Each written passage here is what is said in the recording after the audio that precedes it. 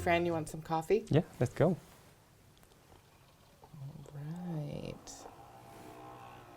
Ooh, There you go. thank you very much. Yeah. There we go. And let me give you some. Oh, thank you. So we're a few weeks in. How's it going? Well, it's going. Yeah, it's so different, right? It is. We've It been is. in a local church. That's an understatement. Being in this new role as a new person, I've been new in many environments. Sure. I've been new to seminary. I've been new to school. New to this country. I've been everywhere as a new person. But this is definitely a unique experience. It is. Yeah. And I would add you've been new visiting churches, right? I find that when I walk into churches now, there's a different Right. energy because they Uh-huh. know who you are and you're there to worship, but Yeah. also meet the people and learn the culture. Right? Even having conversations with friends it feels different. It is. Especially when they're clergy. It's just a different dynamic that I have to be their friend at the same time something different. So it's a very unique experience, which is good and bad. Yeah. Yeah. Yeah. At annual conference, I was at a special dinner and just asked someone how long they had been at their church. Yeah. And he's on my district, and he kind of paused. Why and I was like, are you asking? I'm just asking, right? But no, Yeah. it's a different role, and I don't think I would have ever thought I would be in this role. So I think Yeah. that's another identity shift and Right. vocation, right? And that just teaches me how important this role can be as we move forward. I think it was my day 2 or 3, I had to talk to one of the clergy because I was spoken something that I had to address to the clergy. And she's one of my good friends. And, the conversation started like, hey, good morning, Kyungsuk. That was how it began. Right. And it ended up with her calling me a sir. So it was a little different feeling. But with this weight of this role, I'm thinking a lot about what's coming up and what's going on. Yeah, no, my first day, it's silly, but I didn't think I would have to make any big decisions because, when you move into a church, you unpack a box, Right. someone might bring you, flowers or baked goods or something. But I was calling a pastor the first day and Reverend Freeman, and I was like, oh, just Lindsey. Oh, come on. So just trying to figure out kind of how I want to navigate that. And the emails. So many emails. Yeah, I was So complaining about emails even before this. Oh my God, I was you didn't know. I was premature.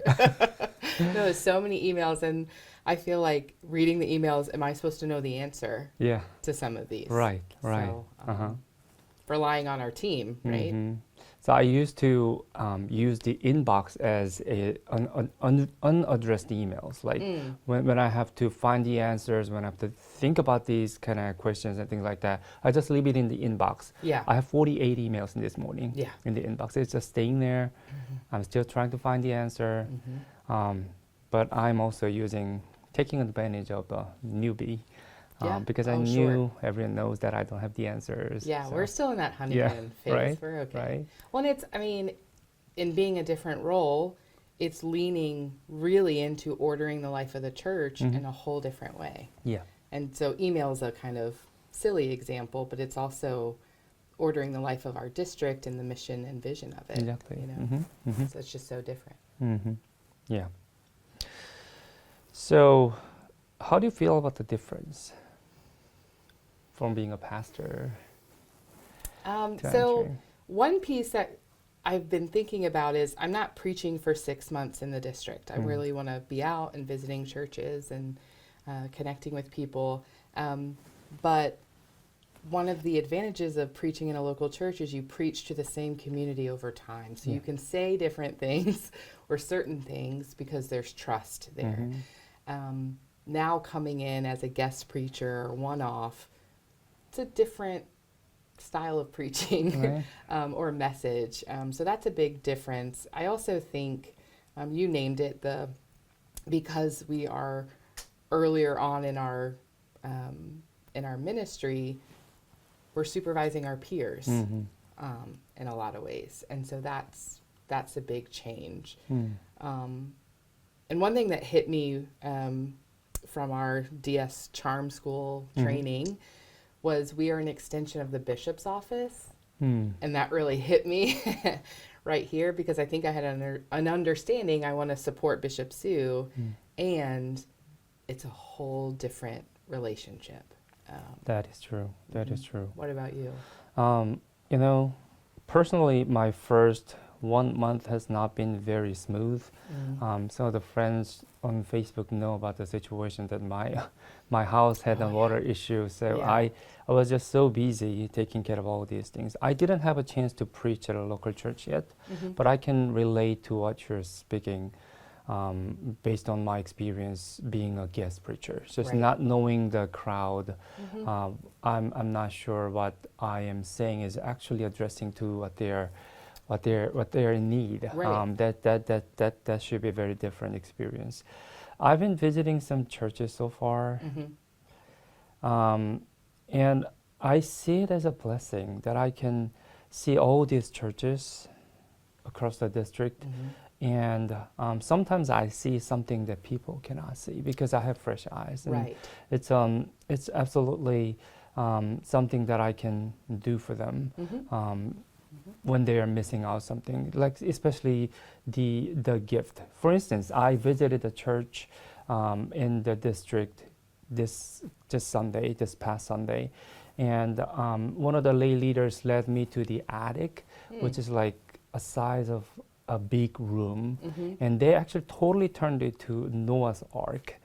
Just for the desire of sharing the story with the children in the community through Vacation Bible School. And it's just a church that has 15 in the pews every Sunday. Like, oh my gosh, what are you doing? You know, they're definitely the disciple of Jesus Christ, who was a carpenter himself. That's right. So yeah, you know, just such great things, and you know, sometimes they don't know how great they are, and just empowering those potential, and having that opportunity, visiting those churches. That's an amazing thing. Just thinking of my family, though, you know. It's a big transition. It's an understatement. It's totally life-changing experience with them. Now they have to be on their own, finding their own church, and finding their own pastor. No longer the man in the couch, but the pastor, real pastor, at the pulpit is definitely a life-changing experience. So, and I think whether your kids are older and mine are younger, but it's still displacing them a little bit, right? And like you say, trying to find that connection somewhere. Yeah, and the rhythm of life is totally different too. Oh yes, like decentering Sunday in a different way. Exactly, exactly. Yeah, one of the things that my children really loved, even from their you've seen them. From like when Joshua was like on the floor.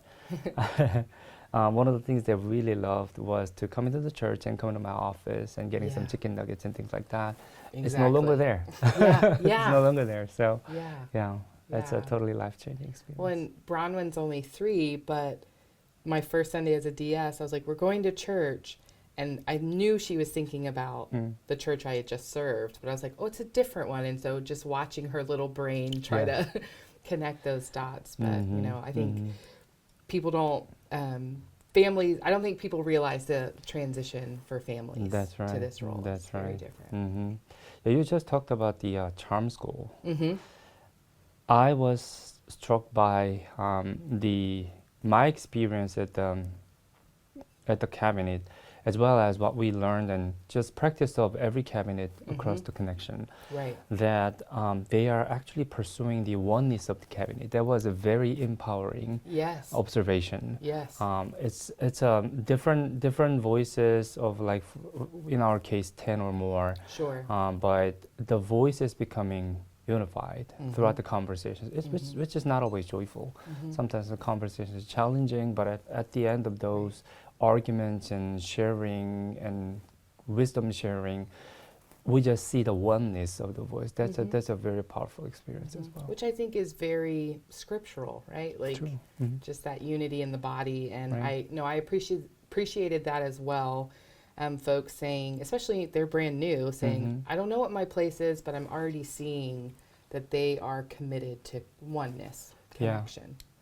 That's something that I didn't know about the cabinet, and I'm really appreciative for that. which that makes me think of the first day we walked into the cabinet room. Yeah.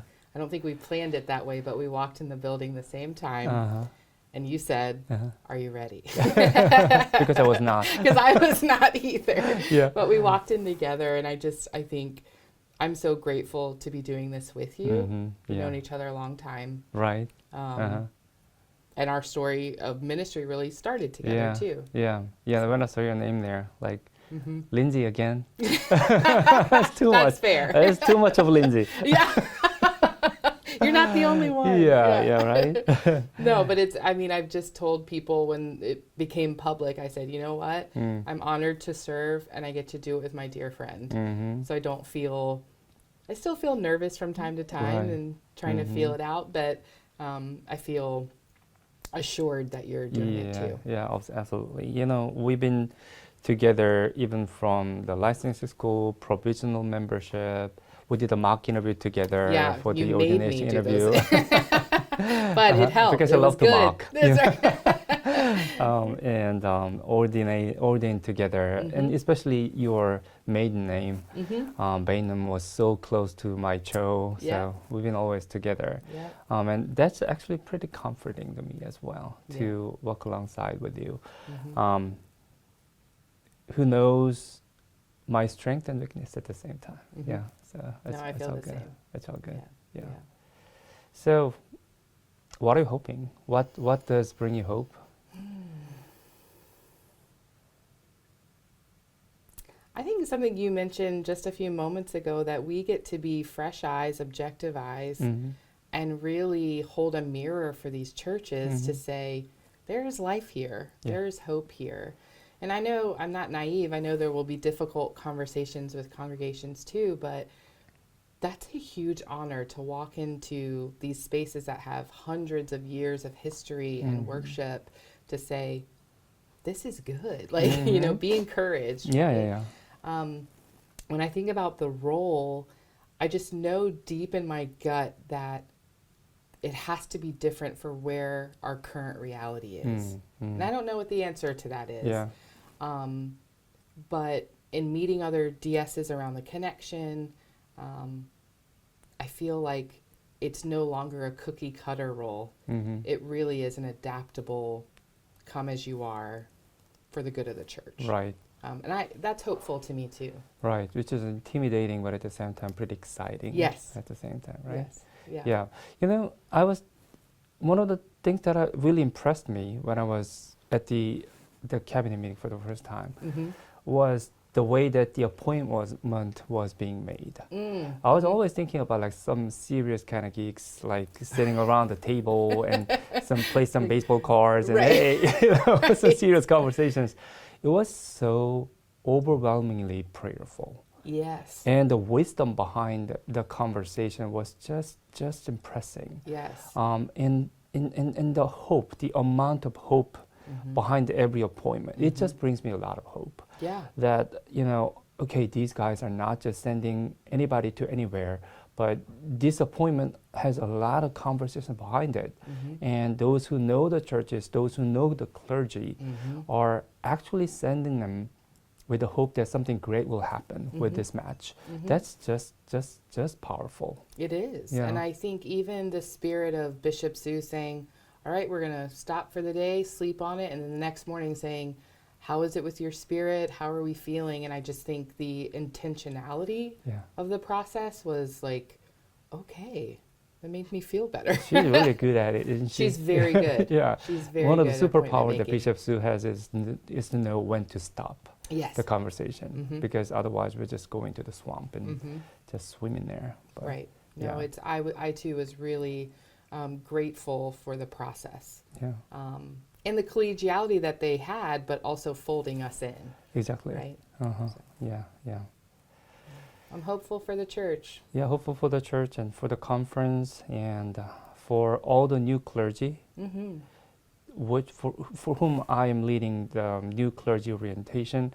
And I now feel like I'm going to say everything with authenticity. Yeah. I'm going to genuinely say something that some kind of hope, the sense of hope that I have for these churches and for these pastors. Yeah. Yeah, that's just a very, very empowering privilege Mm-hmm. that this position brings. Yeah. So yeah, Well I'm very said. thankful. Me Yeah. too. And I'm thankful for you Thankful for you, and thankful for the coffee. and for the coffee.